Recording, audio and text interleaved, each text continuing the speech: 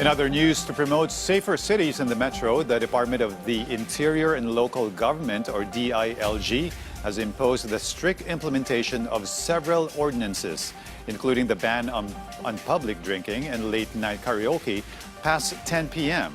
First night into their patrol, nearly 500 individuals have been caught red-handed.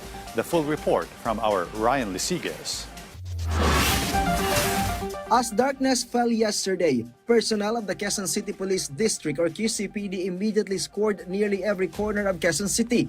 This came just hours after the Department of the Interior and Local Government ordered the strict implementation of various ordinances in Metro Manila. On the first night of their patrols, nearly 500 individuals were arrested.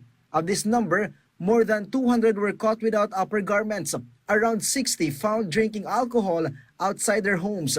More than 30 apprehended for continuing videoke sessions beyond 10 p.m. and 131 minors caught violating curfew hours. The QCPD clarified that violators of ordinances will not be immediately detained. Meron tayong yung system natin, SIRAS Irog E-Warrant, sinecheck din natin yung mga identity nila. Baka meron silang existing na warrant pa rin.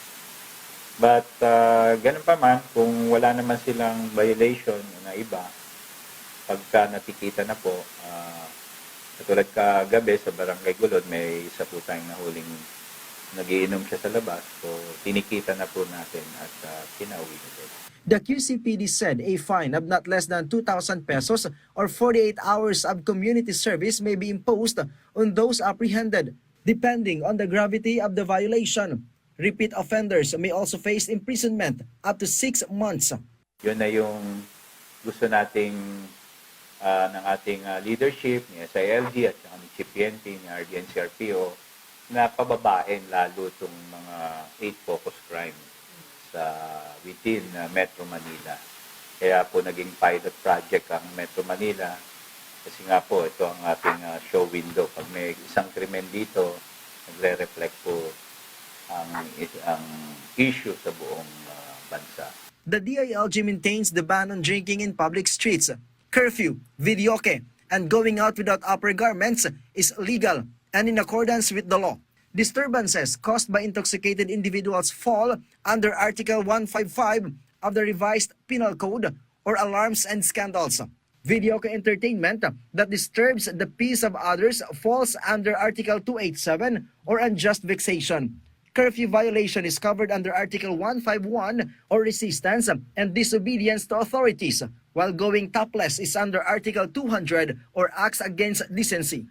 Sana po wag kayong mag-violate para hindi na rin po kayong maabala.